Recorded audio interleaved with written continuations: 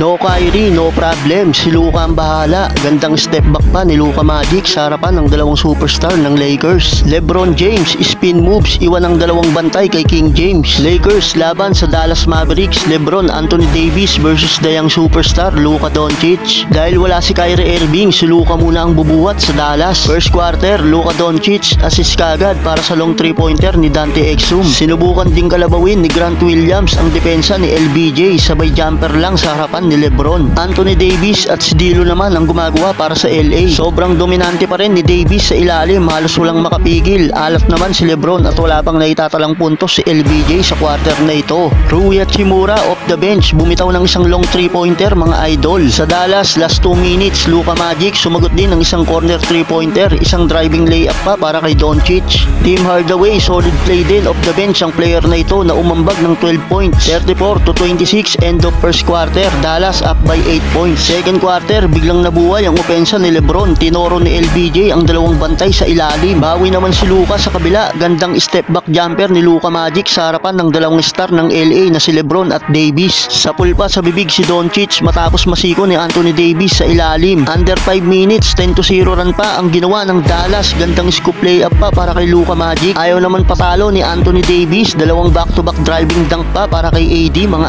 idol. Naistilan naman ni Doncic ng bola si LBJ at easy dunk na yan para kay Tim Hardaway. Nakabawi naman ng 100 dunk si LeBron, 71-61, end of first half. Lamang na ng 10 points ang Dallas, mayroon ng 18 points si Doncic, 10 points naman para kay LBJ. Pagdating naman ng third quarter, dito na bumirada si LBJ, 10 straight points kagad ang ginawa ni King James. 1 riding layup at 2 trash para kay LBJ. Bago magtapos ang third quarter, nagkaroon pa ng mini run ang LA. Anthony Davis, signature mid-range jumper at isang buzzer 3 pa para makuha nila ang lead, 95-93, end of third quarter. Anthony Davis nakapagtala na ng 32 big points sa quarter na ito mga idol. Well, fourth quarter, aggressive na ang opensa ni LeBron. Umaatake na sa ilalim, gandang spin moves, iwan ang dalawang bantay, easy layup na yan para kay LBJ. Sumagot naman si Luka Doncic for the easy bank shot, corner 3-pointer pa ang binitawan ni Dante Exum. Last 2 minutes, Luka Doncic, take over mode na si Luka Magic, isang alley-oop dunk at isang floater pa para kay Luka. Wala nang isang minuto, isang corner 3-pointer pa ang binitawan ng Dallas panapos ng laban. Kaya sa uli ay nakuha na ng Dallas ang panalo. Final score 127-125. 33 points ang naitala ni Luka, 26 naman para kay Exum. Sa Lakers, 37 points si Anthony Davis, 33 points, 9 assists, 8 rebounds naman para kay LBJ.